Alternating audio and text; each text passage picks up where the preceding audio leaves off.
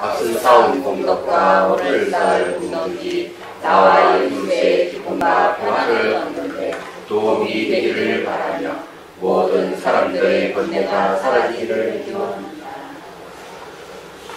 우리 어디 학창이죠?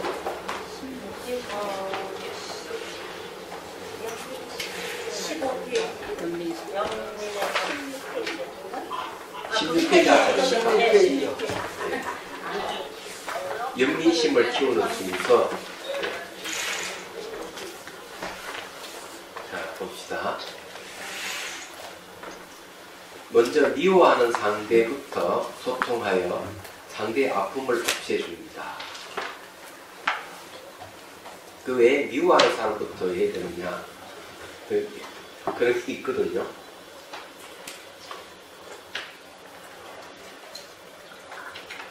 자, 그 다음에 미워하는 사람에 대한 마음이 부드러워지면 그 다음으로 고통에 처한 사람에게, 그 다음에 좋아하는 사람에게, 그 다음에 자기 자신에게 연민심을 키웁니다.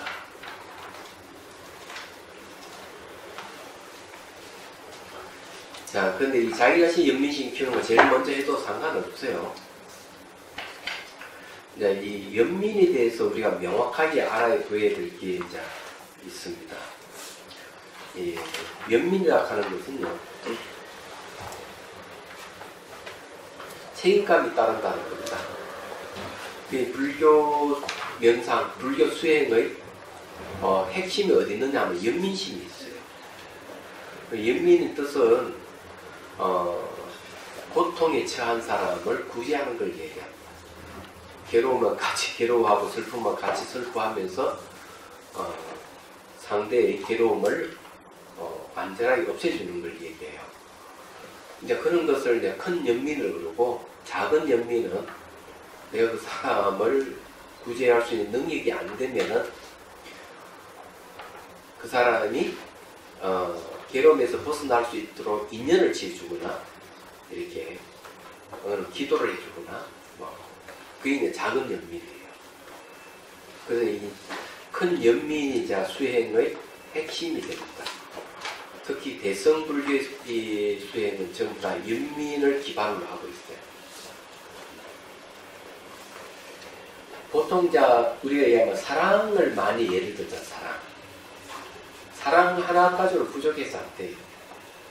사랑은 탐욕이라든지 분노심을 없애주지만은 슬픔이나 남을 해치고자 하는 마음은 없앨 수가 없어요. 그거는 연민심에 의해야만 가능하다. 그래서 연민심은 실제적으로 실천하는 건데, 사랑한다 하는 거는 뭐 사이가 좋거나 또는 그런 사람에게 이제 사랑의 힘을 키우는 거 좋고, 미워하는 사람, 이런 사람의 사랑을 주는 건 참 좋지만, 사랑은 그 사람의 괴로움을 완전히 해소 못 해줍니다. 해소하기 어려워요.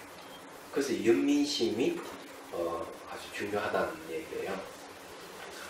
근데 미워하는 사람을 먼저 상대하는 것은 앞에 사랑의 힘을 키웠기 때문에 미워하는 사람을 상대로 해서 그 사람의 아픔을 없애줄 수가 있다. 그 다음 봅시다. 비무량심 명상은 원계를 맺은 사람에게 연민심을 가지는 것입니다. 원계를 맺다. 진짜 이를 갈면서 원수지간인 사람 대상을 하는 거예요.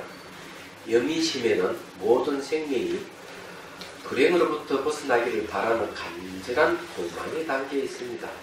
연민은 바른 깨달음의 유일한 뿌리이며 기반이라고 할 수 있습니다. 뿐만 아니라 부정적인 과거의 기억을 녹이기 없이는 약이기도 합니다.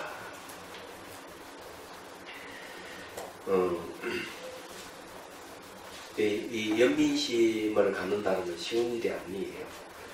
남을 미워하기는 쉽지만은 미워하는 대상을 연민심으로 대하기는 참 어렵거든요. 이건 훈련이 필요해요. 자, 연민은 원계를 맺는 원수나 적이라 하더라도 그들을 스승으로 생각하게 할 정도로 마음을 바뀌게 합니다. 이렇게 마음이 바뀌는 것은 연민이 생겼다는 것을 뜻하겠답니다. 연민에 의해 인내와 관용이 생기면 분노와 정오라는 무거운 짐이 저절로 덜어지는 것입니다. 자, 여기에 제가 말씀드리고 싶은 게 있어요. 이 연민심은 기본적으로 마음이 커야 됩니다. 마음이 커야 돼요. 왜냐하면 대상이, 이 연민의 대상이 원수야, 원수. 왼수. 왼수라고 생각하면 마음이 커야 돼. 크지 않으면 크지 않아요. 그 다음에 이제 마음이 커야 될 뿐만 아니라 적극성이 있어야 돼요. 적극성. 적극성이 뭐냐면은 이 사람을 내가 괴로움을 해결해 주겠다.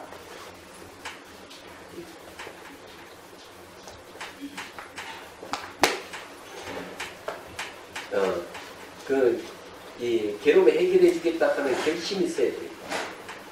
그래, 적극성을 띄어야 돼요. 얘기하잖아요. 그렇지 않으면 안 되는 거죠. 얘기하자면. 세 번째는요, 이치가 분명해야 돼요.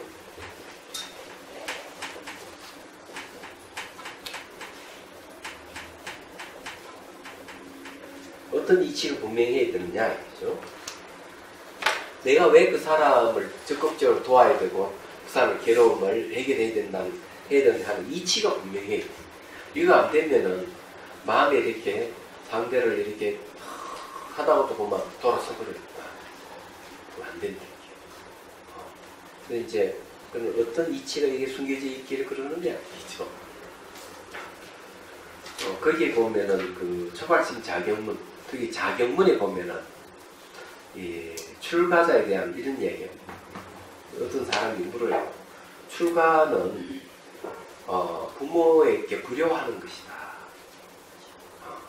집을 떠난다 하는 것은 불효하는 것이 아닙니다. 어떻게 그럴 수가 있느냐.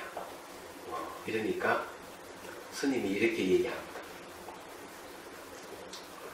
나를 낳아주고 길러주신 분만이 나의 부모가 아니다.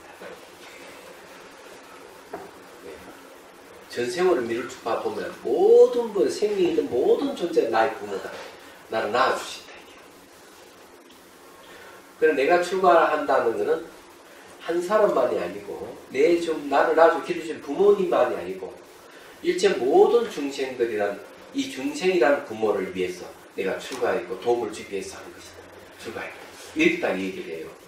그러면은 마음이 커야 되죠. 마음이 얼마나 커야 돼요. 얘기하죠. 그런 적극성이 있잖아요. 아주 적극적으로. 그러면 왜 그렇게 해야 되는 이치가 있어야 될 거 아니에요. 이치. 안 그래요? 그거는 모든 존재가 연기하기 때문에. 연기라고 하는 상호 의존관계, 분리되어 있지 않다는 걸 근거로 하는 거예요. 이런 게 그래야만이 이 연민심을 제대로 펼칠 수가 있어요.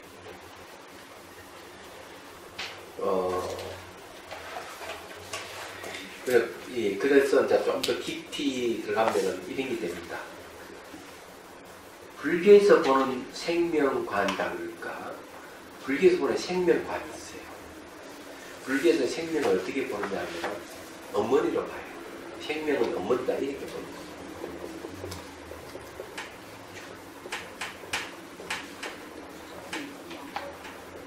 생명은 어머니다 이렇게 보는 거예요. 저 뭘 근거로 해서 저래 보는 얘기야. 이게 이제 아주 중요한 거거든요. 그래서 이 어머니 특징은 생명을 낳습니다. 존속시켜요. 생명을 낳고 존속시켜요. 그리고 또 생명을 상속시켜요. 어머니는 생명이 생명을 낳고 생명이 생명을 낳고 이렇게 하기 때문에 그러게 낳는다 하는 입장에서는 어머니예요. 모든 생명은 생명을 낳고 기르고 상속시키고 연속시키기 때문에 어머니라고 합니다. 그래서 여러분들은 다 어머니예요. 저도 다 어머니예요. 이런 시각을 딱 가지면은 생명에 대해 해치고자 하는 마음을 열 수가 없습니다. 얘기하자. 그래서 이게 파리, 모기도 알고 보면은 다 생명이잖아요. 그러면 생명의 조건이 뭐냐 이래요. 예? 생리 조건 중에서 수많은 조건이 있겠지만은 그 중에서 가장 큰 조건은 마음이에요. 마음이 있어야 생명이라 할 수 있습니다. 마음이 없는 일은 생명이라 할 수 없습니다. 그래서 파리 모기도 보면은 잡으려고 하면 도망가잖아요. 예, 지렁이도 밟고 꿈틀거리고 마음이 있어 그런다. 얘기하잖아요. 그래서 이제 그런 우리가 별볼 없다 하는 이 생명체까지 연민심을 내려면 마음이 얼마나 커야 되겠습니까? 엄청나게 커야 되거든요. 저 이게 그 자비심이 있는 나도 여기에 뭡니까? 파리채라도 모기 잡는 채를 갖고 있어. 그냥 싹 잡아가지고 팍 보내거든요. 이 자비심이라 하는데 자비심도 못된 자비심 어떻게 하면 탁 잡아 팍 올려.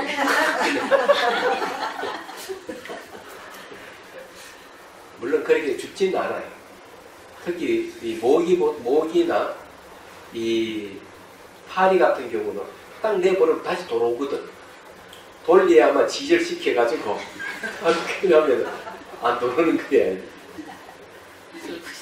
못됐죠, 그죠?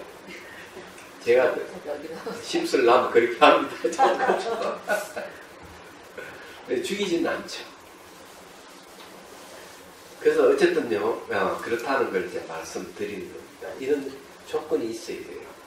그래서 이게 어머니가 생명이기 때문에 어머니의 은혜를 생각해야 되고, 어머니 은혜를 갚을 생각해야 되고, 어머니를 사랑해야 되고, 어머니가 또 아프고 이러면 또 연민심을 갖고 보호해야 되고, 그러면서 이제 사랑과 연민심을 온 우주관에 꽉 채우고, 그래야만 이제 그 다음에 보리심이 일어나고, 그 보리심에 의해서 바른 깨달음이 오는 거예요. 이걸 어떤 아티샤스님의 칠지인과를 합니다. 이 아티샤스님이 이 방법을 얘기를 해요. 두 번째 방법은 여기 자타를 교환하는 방법이죠. 그래서 여기서 자타 교환이 반드시 들어갑니다. 앞에 우리 했으니까요. 자, 다시 봅시다. 스님, 저기 한 가지 여쭤볼 게 있는데요. 제가 지렁이가 비가 오고 나면 지렁이가 시멘트 위에서 그 기어가더라고요. 예. 그래서 이제 거기 계속 있으면 햇빛도 나와요. 죽을 거다가 이제 막대기 가지고 이렇게 쳐가지고 흙쪽으로 이제 보내줬거든요. 예. 징그러워서 손으로 못 잡으니까 그렇게 해서 살려주긴 살려주는데 그게 탁 치는 그거는 그러면 어떻게 해야 그래, 그게 못된 자비심이다. 내가 하는 방법은 똑같은 거야. 탁 하지 말고, 이렇게 좀 차라리 마음 좀 더 부드럽게 하는 게. 징그러워서 막 움틀대니까 예. 징그럽고 이제 그런 마음이 있다. 그러니까 이제 생명 어머니라고 생각해야 돼요. 그렇게 쉽지 않은 거야. 정말 쉽지 않은 거야.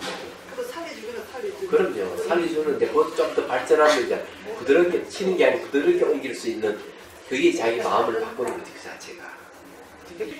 그래서 우리가 이런 공부를 해야 되는 이유가 그거예요. 우리가 천년 만년 사는 게 아니기 때문에 살아있을 때라도 같은 생명의 입장에서는 도움을 주는 게 맞습니다. 그런 것을 이 명상화 시켰다 하는 게 대단한 거죠. 그게 이제 부처님께서 그런 자비희산 사무량심관을 얘기를 하는 거예요. 경전에서. 그리고 그것을 또 자세하게 또 한 것이 청전도론에 또 자세하게 얘기하고 또 그런 걸 가져와서 제가 대소송 아울려서 제가 다시 또 이걸 재차 또 천명을 하고 그런 거예요. 얘기하자면. 자, 그 다음 봅시다. 그래서 이 영미나 원기를 맺은 원수나 적이라 하더라도 그들을 스승으로 생각하게 할 정도로 마음을 바뀌기 합니다. 이렇게 마음이 바뀌는 것은 연민이 생겼다는 것을 뜻하기도 합니다. 연민에 의해 인내와 관용이 생기면 분노와 정오라는 무서운 짐이 저절로 늘어지는 것이다. 자, 사유하기에 앞서 순간 집중 명상을 효과적으로 하기. 요 네모난 것은 이제 이런 걸 그냥 한번 보여주는 거죠.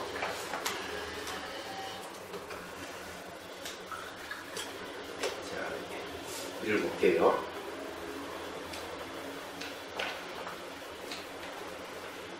반가부좌나 팽자 또는 의자에 앉아서 허리를 펴고 숨을 들이쉬고 내쉬면서 어깨에 힘을 빼고 척추를 고추 세웁니다. 눈은 반쯤 뜨고 시선을 코끝이 잠시 둡니다. 예, 잠시는 한 10여 초면 돼요. 이건 순간 집중입니다. 이게 효과가 아주 좋아요. 근데 이 말은 이렇게 해놨지만 여기도 그 말은 이유가 있습니다. 이유를 여기는 설명 안 해놨는데 우선요, 숨을 들이쉬고 내쉬면서 어깨 힘을 뺀다 하는 게 아주 중요해요. 몸에 힘이 들어가면은 거기에 망상이 생깁니다. 왜 그런가 하면 힘이 들어가는 데는 마음이 있는 곳에는 반드시 바람이 없어. 에너지 흐름이 생기게 돼 있어요.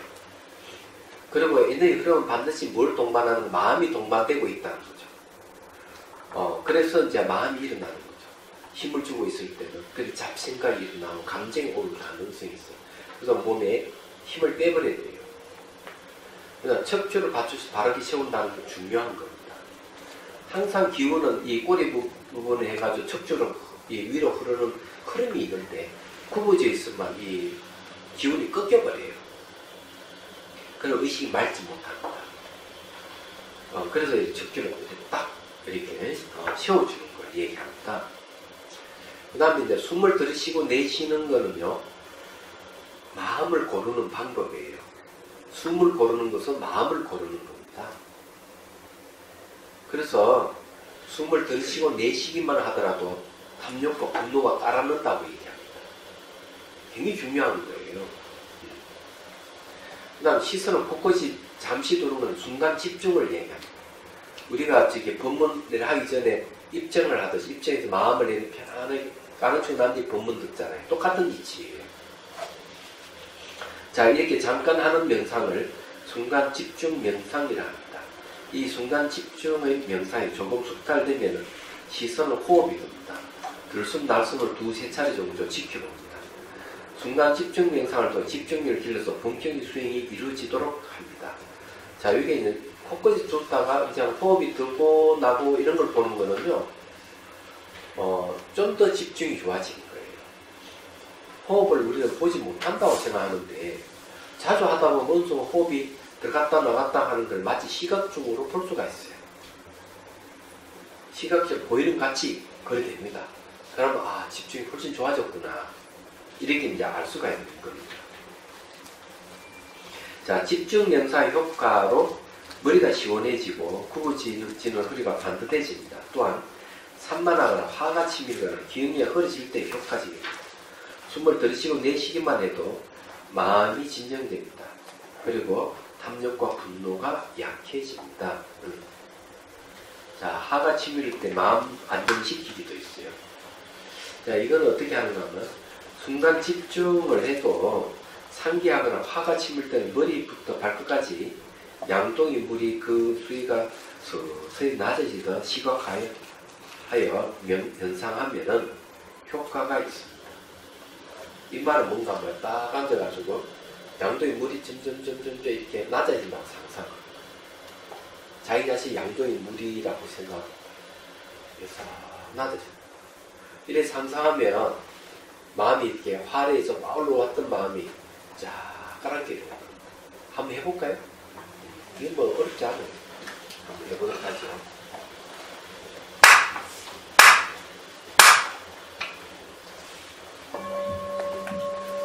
자, 숨을 들이쉬고 내쉬고 어깨 힘을 빼고 척추는 고추 세웁니다. 자, 시선은 코끝에 잠시 둡니다.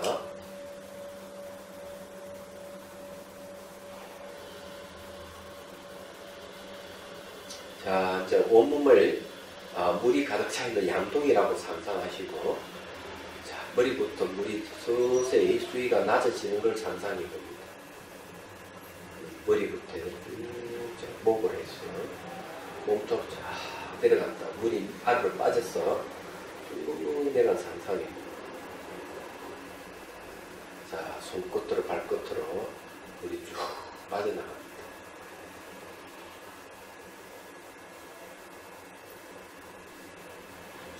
한 번 더 해봅니다.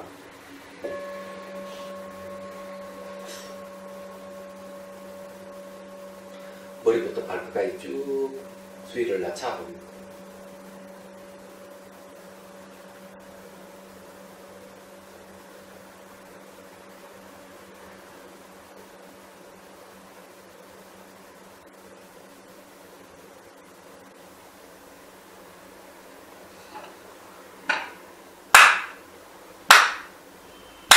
예, 좋아요.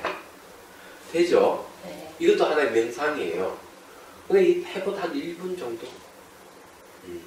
그러면 곳곳에 이렇게 하는 거 다 합쳐도 1분 30초 내지 2분 정도. 그래서 1분이나 2분 명상해도 이렇게 효과가 있어요. 그러니까 이렇게 나에게 누가 막 화를 내게 한다면 어떻게 합니까? 그런 감정이 올라올 때 얼른 양도의 물이 수위가 낮아지는 걸 연상을 하고, 연상을 한번 쭉 하면은 화가 쫙 내려갑니다. 그 사람이 뭐 해보니까 어때요? 네? 전 잘 모르겠어요. 잘 모르겠어? 이미지가 잘 될 때 안 됩니까? 예, 전 이미지가. 이미지 잘 안 될 때는 효과가 반감돼요. 그래도 이제 마치, 예, 그렇다고 생각하고 하면 됩니다. 자, 또는 화내는 자는 누구인가? 라고 반문한다.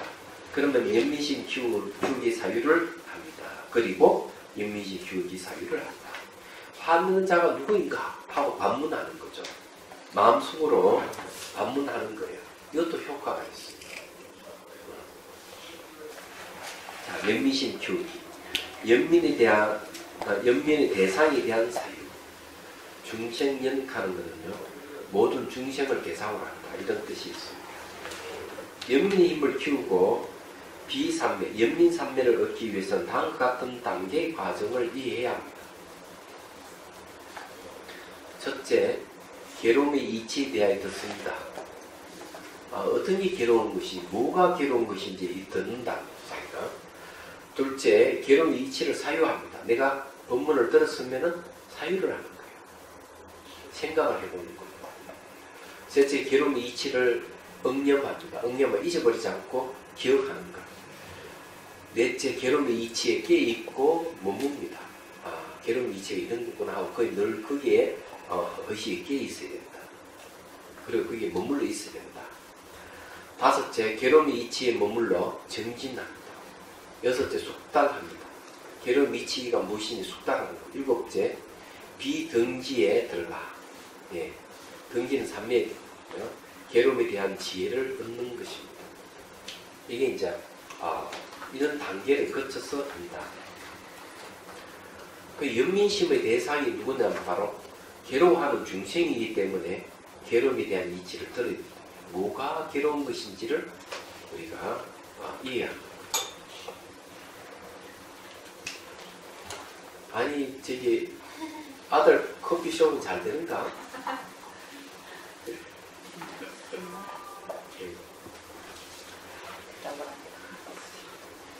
우선 저기 커피를 마시니까 또 반대로 또 차가 또 땡기더라고요.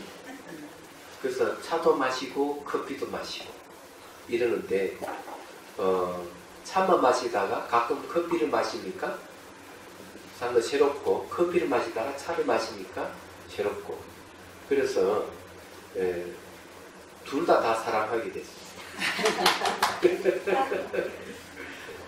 버릴 게 없더라고 얘기하자면 나는 차를 너무 좋아하니까 나 커피를 안 마셔 이래야 되는데 그런 마음이 안 생기니까 둘 다 사랑하게 됐어요. 그리고 이제 커피를 갖고도 명상이 가능하다. 그때는 이름을 커피차라는 이름을 붙여서 커피를 차자를 붙여가지고 명상하면 되는 거죠. 얘기하자면. 근데 사람은 좀 그래 유연해져야 됩니다. 그래서 이게 이제 연민에 대해서 우리가 얘기하려면 괴로움에 대한 이해가 필요하다. 그래서 괴로움이 뭐냐 이렇게 하면 아주 간단하게 이제 얘기하면은 일반적인 괴로움은 생로병사가 괴로움이에요. 늙고 병들고 죽는 거. 이게 일반적인 괴로움. 그리고 사랑하는 사람 헤어지는 거, 미운 사람 만나는 거, 원하는 거 얻지 못하는 거, 그리고 몸에서 아주 왕성한 기운을 다 쓰지 못해서 괴로움. 이런 게 다 괴로움. 얘기야. 근데 이제 이런 게 이제 일반적인 괴로움이라고 그러고, 괴로움에 대한 괴로움의 성품이다. 고고성이다. 근데 이제 그 두 번째 단계의 괴로움이 또 있습니다. 계고성이 있어요. 계고성.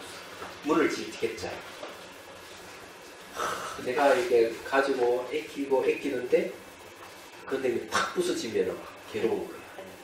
이 살 수도 없는 이가 하나밖에 없는데 이러고 차를 1억짜리 차를 하나 딱 뽑아냈더니만 그만 애들이 그만 타고 나가지고 접촉사고를 내서 여기 쫙 끌고 나왔다 이러면 막 괴로운 거야. 화가 막 나고.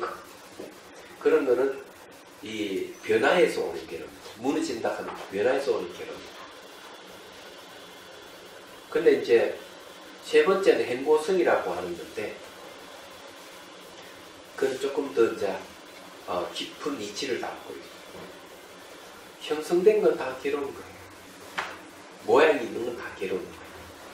언제든지 파괴될 수 있기 때문에. 말하자면은. 그래, 그게 행보성, 행이라 하는 것은 형성력이야. 내가 뭐 해서 뭘 이뤘다 하는 거, 이루는 거는 반드시 변하게 됩니다.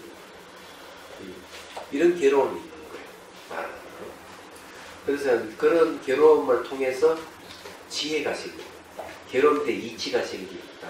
이치를 깨우친다 하는 거는 지혜가 생깁니다. 이 괴로움에 대한 지혜가 있는 사람은요, 어떤 행동을 할까?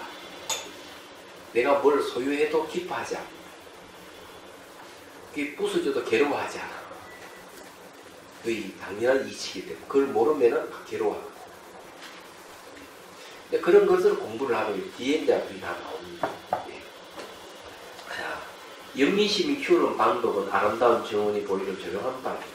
다시를 시각화의 대상자를 초청합니다. 초청자의 차를 권하고 얼굴을 살펴봅니다. 얼굴은 심리가 잘 표현되어 있기 때문입니다. 자기 실수를 괴롭거나 남에게 신뢰를 도모하여 괴롭거나 혹시 불특정의 사람이 괴로움에 빠져있다면 그분을 초청합니다. 또는 초대를 하는 말이 됩니다. 초대한다는 말이 좋습니까? 초청한다는 말이 좋습니까? 초청? 네. 상상을 다시를 생생하게 연상하고 초청자를 맞이할 준비를 합니다. 먼저 모든 생명의 고통을 같이 아파하고 그 고통을 나의 것으로 하여 없애주겠다는 마음을 냅니다. 그게 적극성이죠. 초청자와 함께 하는 자리에서 지각 있는 존재들의 괴로움을 사유하고 영민의 마음을 일으킵니다. 이거는 제가 방울 꿈이 없어요. 제가 이런 질문을 받았어요. 어떤 질문인가 하면 이런 거예요. 자, 다시를 이렇게 꾸며가지고, 여기서 이제 명상을 한다. 그러면 그 전에 이제 집에서 정원으로 오고, 정원에서, 시냇물을 건너고, 뭐, 이렇게 해가지고 들어온다. 돌아와서 명상한다. 이러니까. 이렇게 앞에 다 빼버리고, 차방에서 그냥 명상하면 안 됩니다. 왜 앞에 이렇게 불필요한 거 앞에 있는 게 있습니까? 이렇게 얘기하는 분이 계시는데. 그럴 수도 있습니다. 난잡해 보이니까. 제가 어떻게 대답했을까요? 그래도 된다고. 네? 그래도 된 스토리가 있다고 얘기해 줬겠죠. 응? 그 스토리가 있다고 얘기해 주시겠죠. 내버려 차방에서 이렇게 해도 되긴 돼요. 네. 효과가 떨어집니다. 희한하게도. 귀찮으니까 이 빼버리고 이것만 해도 되거든요. 효과가 현재 감소돼요. 그렇지만 차방 안에 여러 개의 서로 장치를 해줘서 하면 또 모르겠지만 그 이유는 뭔가 하면 여러분 혹시 제사 지낼 때 어떻게 합니까? 그냥 상참 놓고 그냥 절을 합니까? 안 그러면은 뭐 음식을 올리지 않고 다 배제해버리고 그냥 위패만 모셔놓고 절을 합니까? 아니죠. 생각해 보십시오. 예, 조사에 이렇게 내가 제사를 지낸다 하면은 그 전에 음식을 다 많이 하잖아요. 그러면 집에서 정원을 해가지고 이렇게 와서 차방을 오는 거는 마치 음식을 하는 것과 똑같은 거예요. 정성을 들이는 거죠. 그 다음에 제사를 앞에 절을 할 때 그냥 절을 합니까? 손을 씻잖아요. 그죠? 안 씻고 가는 것보다 근데 씻고 셔츠를 갈아입고 하면 훨씬 낫죠. 그 효과가 더 큰 거예요. 그거 같은 겁니다. 앞에 있는 것은 요것만 해도 되는데 앞에 왜 앞에 이런 장치가 있느냐, 그것이 훨씬 효과가 있기 때문에 그래요. 특히 애들 같은 경우는요, 이게 이제 정원에 대해서도 얘기할 때, 정원에는 날아다니고 벌도 있고 이런 얘기를 해주는 거예요. 얘기하자면. 그러면 훨씬 실감이 있어요. 그 어느 선생님은 뭐라 저기 정원에는 말이지, 우리를 유혹하는 것들 얼마나 많아. 그러면서 그런 꽃이라든지 뭐 이런 게 유혹하는 것들인데 그런 유혹에 당하면 공부 못하지 않느냐고. 그거 마찬가지로 이렇게 상상해서 그런데 유혹 당하지 않고 이제 바르게 가야 된다. 이런 걸 가르쳐줘요. 그러면 애들은 그걸 받아들여요. 희한하게.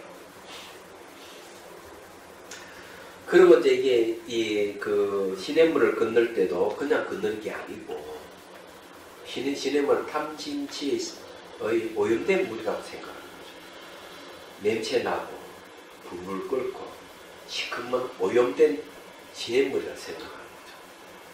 그리고 이제 6개 징검다리가 있는데 이 육바람이래요. 징검다리 하나 건널 때마다 물이 깨끗해지고 냄새도 없어지고 2개 건너고 3개 건너고 6개 건너갈 때는 물이 아주 맑고 밝게 빛나고 아주 향기롭게 바뀐다고 상상하는 거죠. 근데 이런 게 뭔가 자기 마음을 바꾸는 거예요.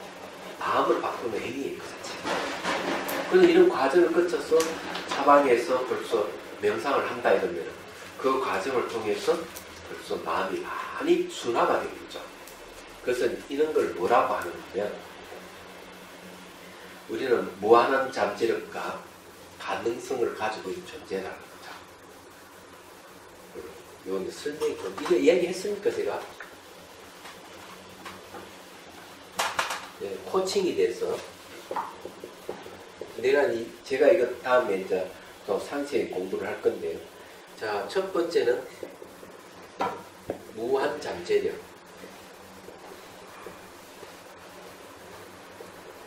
가능성.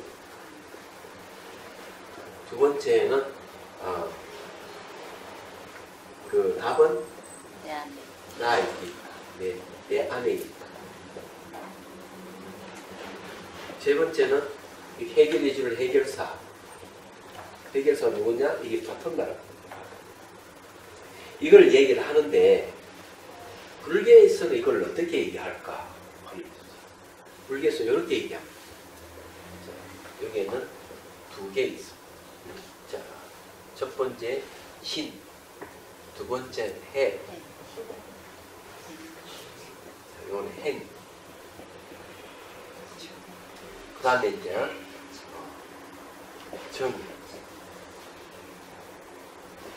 요거는 뭐냐 하면은 요건 도사를 얘기합니다.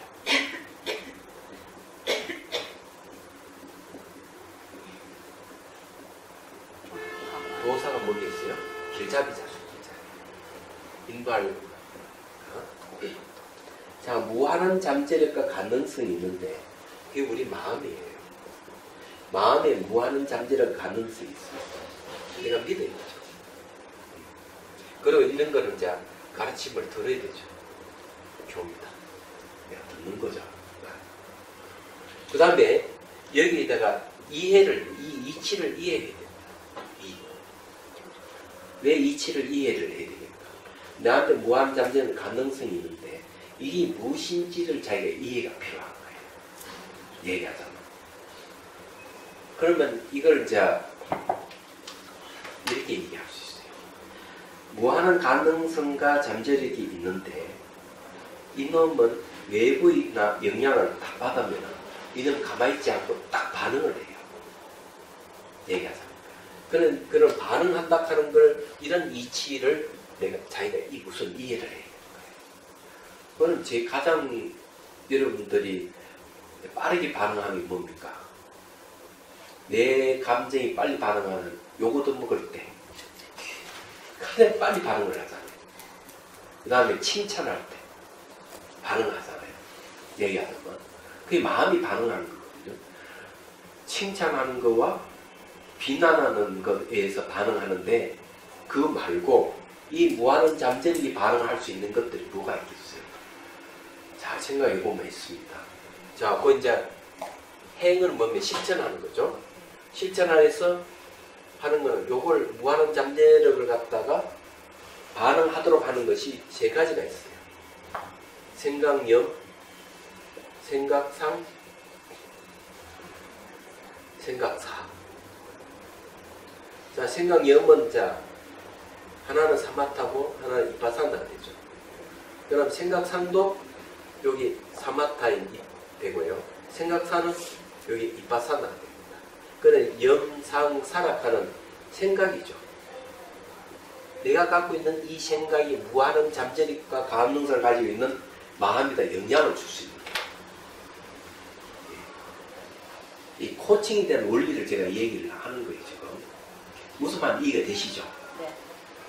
그러면은 도대체 그러면 무한한 잠재력 가능성을 가지고 있는 이 마음을 뭐라고 하느냐 하는 거죠. 뭐라고 하느냐. 이 마음의 본성이거든요. 자, 마음의 본성은 비어있다. 또 아는 성질이 있다. 그리고 이거는 빛이다. 보통 이렇게. 또 더 얘기하면 청정하다. 또 두루 비추다. 이렇게 얘기할 수 있어요. 우리 마음의 본성은. 그럼 여기에서 이제 이 무한한 잠재를 가지고 있는 이 공하면 아무것도 안 하는 것 같아도 이 공이라 하는 말 자체에는 뭐가 있는? 자, 이건 두 가지를 얘기를 할 수 있는데, 공은 본체예요, 본체. 근데 공이 무한한 잠재를 가지고 있는 모습은 상이라 합니다. 상. 모양상. 희한합니다. 그리고 이 공이 쓰임새로 어떤 용이 되는 거예요. 그래서 최상용이라고 해요. 공 하나에 최상용을 얘기할 수 있어요. 그래서 이제 비유를 들고 이런 겁니다. 향을 이렇게 피우면은 향연기가 싹 올라가다가 사라져버려요. 얘기야. 공이 사라져요. 그 공은 아무 작용을 안 하는 것 같아 가만히 있는데 연기가 피어오르면 싹 없애는 작용으로 나타나는 거예요.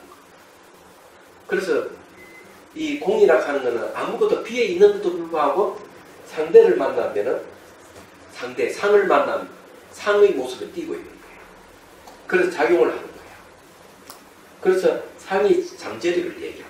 그래서 이걸 갖다가 대승신론의 무한잠재력 가능성을 이렇게 표현해요.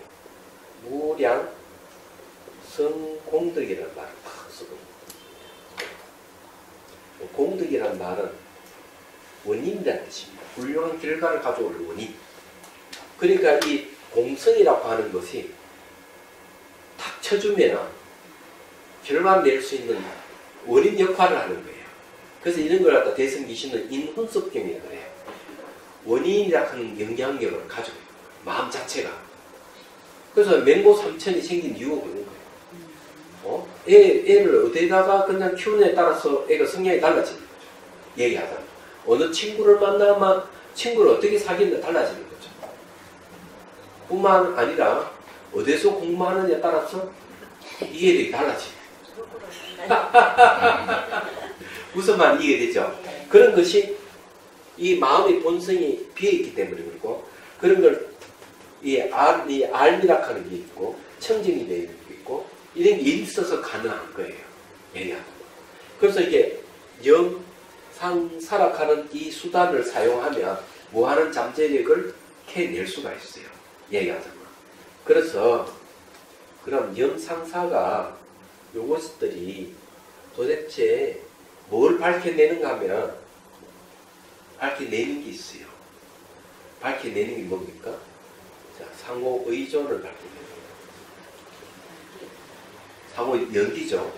그 다음에 시간적 계속 변하는 무상을 밝혀내요. 그 다음 자성이 없는 공과 무아를 밝혀냅니다. 생각을 해보십시오. 이걸 밝혀내는 게 명상사예요. 집중 명상과 분석 명상입니다. 계획하자. 정말 그런 거예요. 이게. 그리고 이것이 다음에 또 결과로 나타나는 거예요. 결과로 이게 나타나는데 여기 하나 더 있어요. 생각만이 아니고 감정이 하나 더 들어갑니다. 감정. 행하는데 무한한 잠재의 가능성을 쳐주는 감정이 뭡니까? 가장 크게 사랑, 그 다음 연민, 그 다음에 기쁨, 그 다음 평정. 이건 뭡니까? 자비, 희사, 삼량심이에요. 이걸 또 수단으로, 이거는 전부 다 어디에 속합니까? 이게 이런 감정은 생각상하고 관련이 다 관련이 있습니까? 이런 걸 또 잠재력에 영향을 주는 거죠. 그 여기서 하는 게 뭡니까? 차방이 초대 상상을 탁 해가지고 상상해서 집어내서 그 정문을 해가지고 시냇물 건너서 빈마당의 연못을 보고 계단을 해가지고 차방을 들어간다. 들어갔는데 뭐가 있습니까? 거기 다 의미가 있는 거죠. 뜻을 알고 탁탁탁탁 하게 되면 그것들이 내 잠재력에 영향을 탁탁 주는 거예요. 그 차방에 앉아가지고 차를 마시면 물을 붓거나 초대가 차를 대접하거나 이래야 할 때 뭡니까? 그때는 감정이 들어가는 거죠. 사랑과 연민이 들어가는 거예요. 사랑과 연민이 우리 잠재력도 영향을 탁탁 주는 거예요. 그러니까 이 초등학생들도 뭔가 부모님 초대해가지고 차를 대접하니까 오늘 효도를 해서 너무 기쁘다. 불편한 친구를 초대가 차를 대접했는데 그래가 화해를 했다. 화를 푸는 방법을 배워서 너무 좋았다. 이렇게 얘기를 하는 거예요. 애들이. 초등학생은 그런 게 아니다. 애들은요 울 줄을 몰라요. 근데 어른들은 울더라. 감정이 풍부해요. 아니 그 홍콩에서 온 복고산 그 불자들도 이거 하니까 우는 거야. 불쭉. 왜 그러냐? 그게 감정이 들어가. 생각과 감정이 내 무한한 잠재력과 가능성을 쳐주는 거. 실현시키주는 방법이 그게. 그게 코칭이에요. 얘기하자. 그래서 이 시인의 몰정과 상호의전, 무상, 공, 무아, 또 자비, 희사가 정해서 나타나. 또 사서법이 나오고, 육바람밀, 여기서 육바람밀 했는데, 결과도 육바람밀이 나타나. 근데 그거 알고 보니까 마음의 본성과 닮았어. 공의 다른 이름이 뭡니까? 연기잖아요. 상호의전. 공의 다른 이름이 무상이죠. 무아. 그래서 원칙 스님이 뭐라고 할까나? 교리, 행가가 다 상응해서 딱 맞아야만이 비명상이다. 내가 교리, 행가를 하는데, 원인과 결과가 달라졌다? 그럼 그 잘못한 거지. 틀렸다. 물론 원칙 스님께서는 신해를 갖다 경 하나로 했습니다. 경. 신해를 경이라. 이 경은 뭔가 인식 대상으로서 진열을 얘기해요.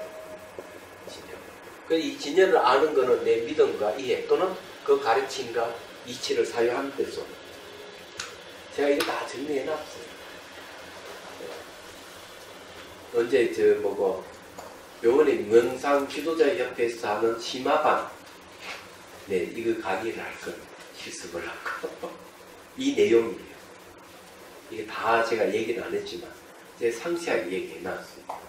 그래서 이게 중요한 건 내 무한한 잠재력 가능성이 영향을 받아서 정말 이렇게 될 수 있는 사례가 있느냐? 있습니다. 그건 이런 거예요. 어느 스님이 무상이라 하는 수행 주제를 받았는데 도대체가 수행을 해도 진전이 없고 안 맞는 거예요. 그래서 내가 부처님을 칭견하고 다시 수행 주제를 받아야 되겠다. 이렇게 생각을 해요. 그래서 길을 떠나는데 산에 불이 나버린 거예요. 불이 쫓겨 산 꼭대기 탁 올라가서 보니까 산에 막 불이 타고 있는 거 보면서 무상을 깨달았어. 아, 이게 무상이구나. 그래, 이 뭡니까? 무상이라고 한 자연현상이 자기 잠재력을 영향을 탁 준 거예요. 그 1차 깨달은 게 왔어. 그래서 좀 가니까 이제 폭포수가 있으니까 가서 목욕을 탁 하고 나무 밑에 쉬고 있는데 물이 떨어지면 물거품이 일어났다 사라지는 걸 보면 2차로 무상을 깨달은 거예요. 이게 이제 그 법구경 이야기에 나옵니다. 어느 스님은 성방 앞을 문을 딱 나서는데 꽃이 딱 시더라고요. 처음에 들랑달랑 할 때는 꽃이 늘 싱싱해 있으면 어느 날 탁 나와보니까 꽃이 딱 시더라고요. 딱 시더는 걸 보는 순간 무상을 깨달았어요. 그 유명한 이야기는 그런 거 있잖아요. 소동파가 어느 스님한테 법문을 요청했는데 그래, 유정의 설법을 듣기 전에 무정의 설법을 듣고 오더라고. 그 말을 타고 막 가는데 폭포가 막 떨어지는 소리를 듣는 순간 깨달은 거예요. 무정의 설법이죠. 폭포 소리를 듣고 깨달은 분이 많아요. 수산설령 낫다이 부는 소리를 깨닫잖아요. 얘기하잖아. 마음궁선사는 종소리를 듣고 깨닫잖아요. 얘기하는 그런 거. 그래서 이게 이 사가 무한 잠재의 가능성을 이걸 수답이지만 또 한편으로는 여기에 상무의정, 무상, 공, 무아 이런 것들이 이런 법문이 이 나중에 이게 무한 잠재력을 이게 발휘시키는 거죠. 얘기하잖아. 이게 코칭이에요. 근데 보통 이 서양에서 얘기하는 코칭은 대화를 통해서 그 사람 잠재를 알아보고 이렇게 하는 방법인데 명상 코칭은 서양에는 없습니다.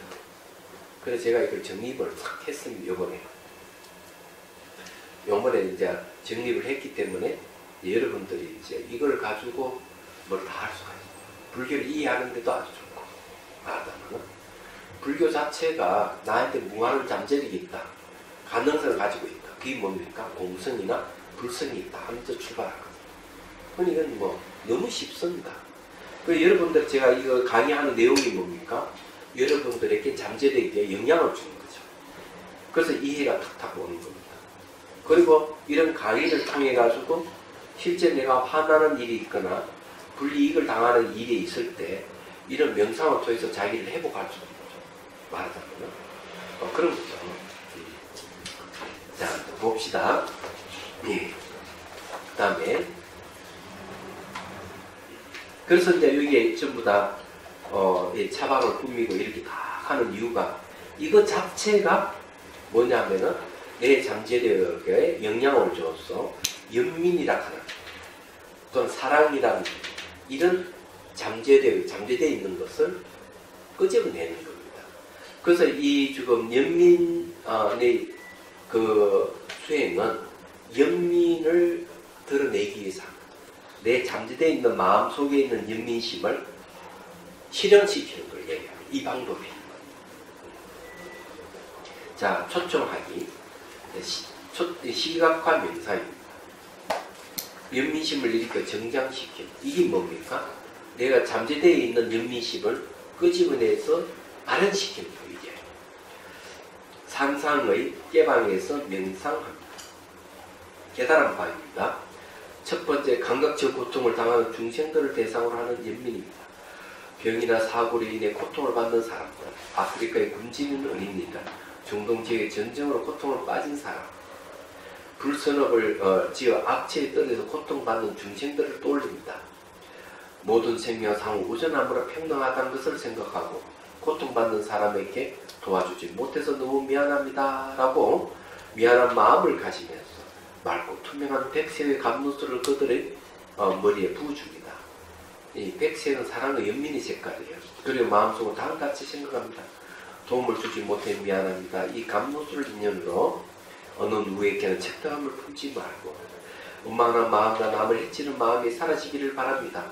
뭔가 몸의 고통과 정신적인 고뇌에서 벗어나 늘 평안하고 행복하십시오 하고 이렇게 축을 해줍니다.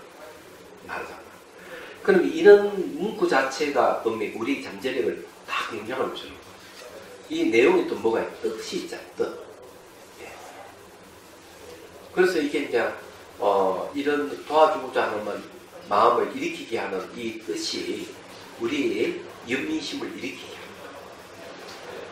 그래 이 명사이 뭡니까? 바로 코칭이에요. 예. 대단한 겁니다. 그 사람들 저기 뭐고 찾아오고 이런 데는 애들은 뭐 시작도 없이 뭐 어떤 맛집에 맛이 음식 맛이 좋으니 이런 이야기하면 어디 그 노래방 가면 기기가 좋아서 노래가 좋은 여전히 이렇게 하면 그건 일반적인 수준이잖아요. 그죠? 근데 그러면 정신적 성숙은 나온다. 말하는 거. 그럴 때 뭐 어느 집 네? 음식 맛이 참 좋더라. 이렇게 하면서 슬쩍 그런 맛을 음식을 삼키면 뱃속에서 맛을 못 느끼지. 그런 거 보면 우리 음식을 통해서 무활락한 진실을 알 수가 있다. 이런 이야기를 하면 수준이 딱 달라집니다. 이런 이야기 듣는 사람 나중에 진짜 음식의 맛을 보고도 뱃속에 들어 음식 맛을 느끼지 못한다 하면 한 번씩 생각할 거야. 얘기하자. 수준이 달라지는 거죠. 그게 이제 무아에 대한 건데, 무아에 대한 건 여기 나오잖아요. 행위 나오잖아요. 무아락하는 것도 가르침이 또 하나의 수단이 되는 거죠. 수단. 그건 뭡니까? 뜻이거든요.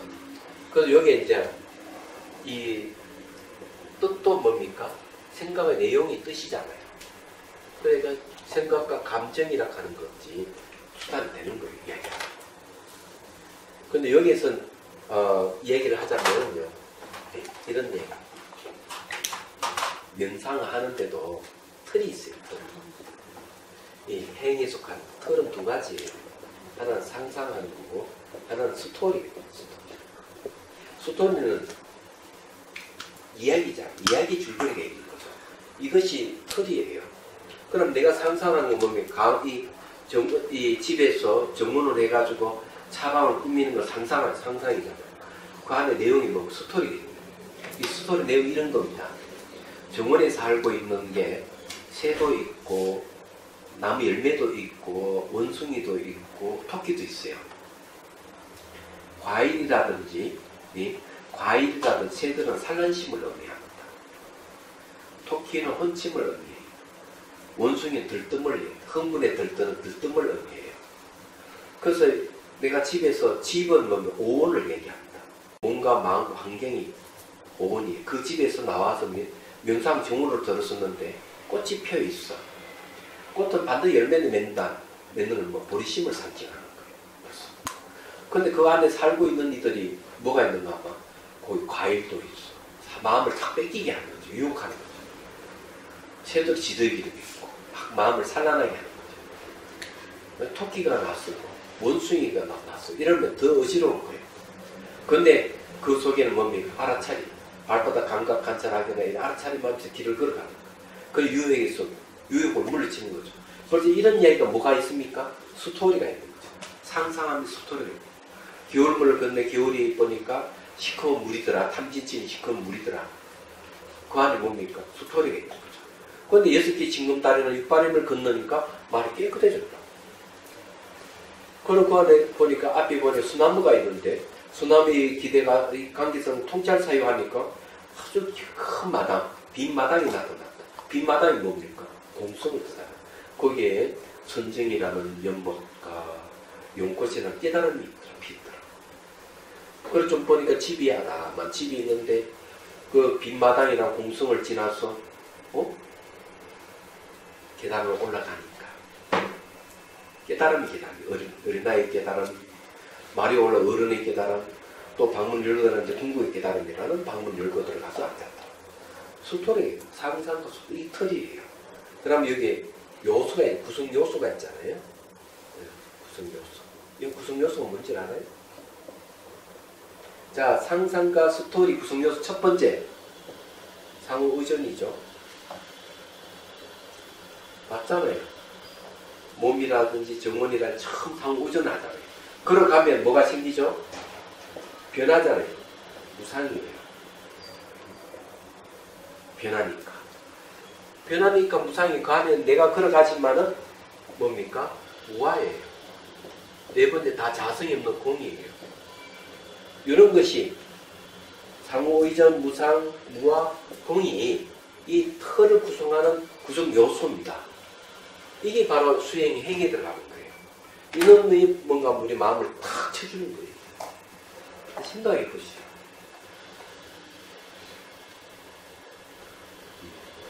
이런 얘기 처음 들어봤죠. 그 중에서도 여기에 나오는 뭡니까? 언어입니다. 예, 축복 언어. 언어를 얘기해 주죠. 여기서 미안합니다 말 한마디가 우리 마음에 영향을 엄청나게 주는 거예요.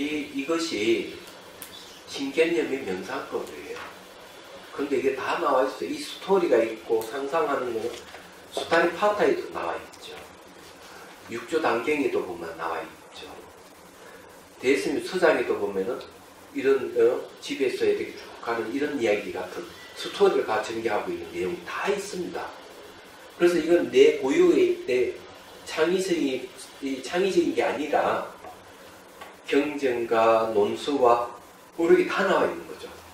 예를 들어가지고 액길경칼이 있어요. 고경이라고. 액길경에는 또 뭐가 있는가 봐. 저기에 두고 거기서 밀림에서 막 헤매다가 길을 하나 발견했어. 옛날 길을 발견한 거예요. 옛날 길을 갔다 보니 큰 성이 났어. 성문을 열고 들어가니까 엄청 좋은 거야. 그래서 나와가지고 왕에게 얘기해서 수도를 바꾸게 했더니만 나라도 번창했다.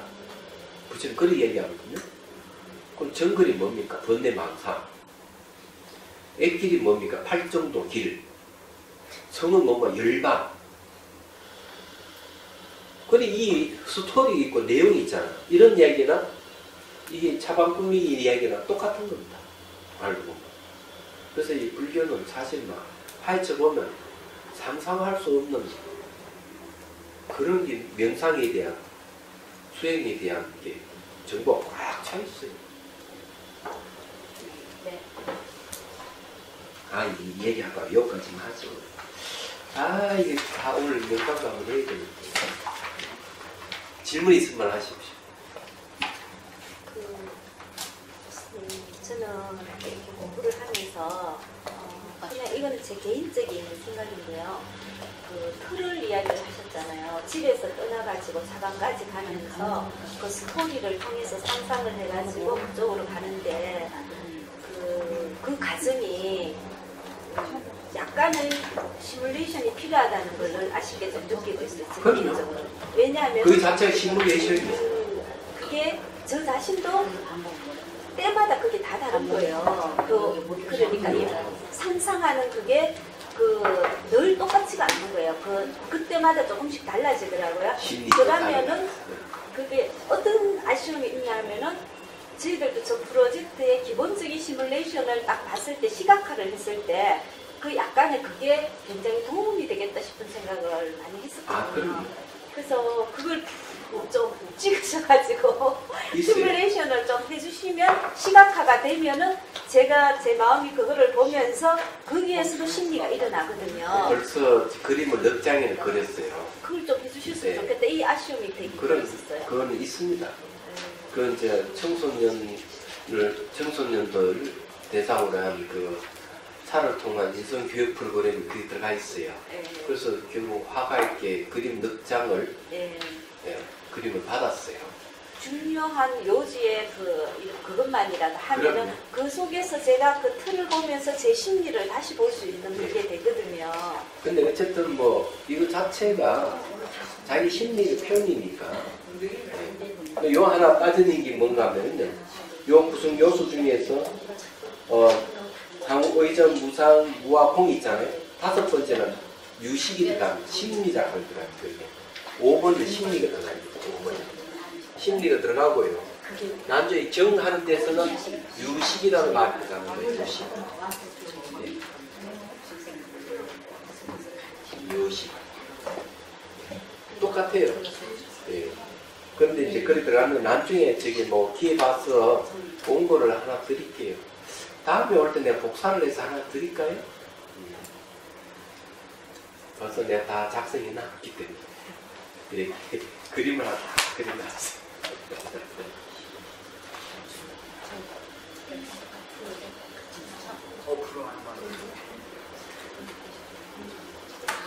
자, 그러면은 휴식하겠습니다.